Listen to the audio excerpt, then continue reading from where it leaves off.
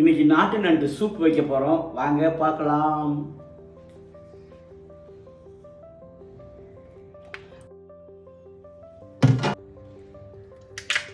அவ்வளோதான், ரொம்ப ஈஸியாக க்ளீன் பண்ணிடலாம். இப்படி உடச்சிட்டு அதை எடுத்து போட்டு க்ளீன் பண்ணணும். இன்னைக்கு நண்டு சூப் வைக்க போகிறோம்.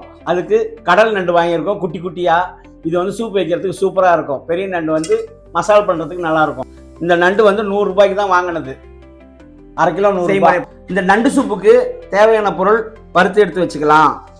அதுக்கு வந்து தனியா, சோம்பு, மிளகு, சீரகம், பெருஞ்சீரகம், காஞ்ச மிளகாய் எல்லாம் போட்டு நல்லா வறுந்துடுச்சு. இப்போது எடுத்து வச்சுட்டு ஆற வச்சு இதை வந்து பொடி பண்ணி வச்சுக்கணும். இந்த நண்டு சூப் வைக்கிறதுக்கு முதல்ல 2 ஸ்பூன் எண்ணெய் ஊற்றிக்கலாம். வெங்காயம் 3 வெங்காயம் போட்டிருக்கேன். வெங்காயம் வதங்கின்னு இருக்கும்போது தக்காளி, ஒரு 4 பச்சை மிளகாய், இஞ்சி பூண்டு விழுது, அப்புறம் இடித்த இஞ்சி வதக்க வேண்டியது தான்.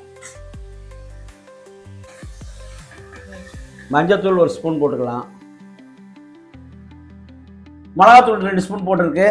அடுத்து உப்பு 1 ஸ்பூன். இப்போ நல்லா வதக்கி அதில் போட்டுக்க வேண்டியது தான். போட்டு நல்லா வதக்க வேண்டியது தான்.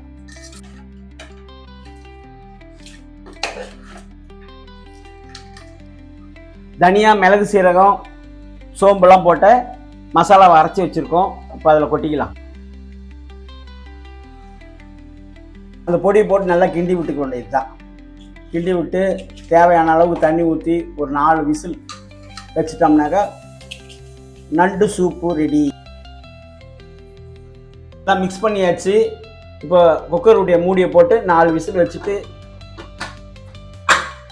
4 விசில் முடிஞ்சிடுச்சு. ஓப்பன் பண்ணி பார்க்கலாம்.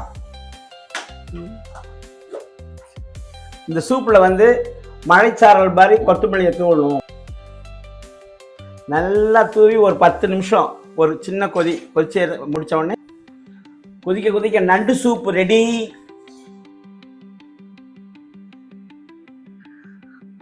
கடல் நண்டு சூப்பு தயார். வாங்க சாப்பிடலாம்.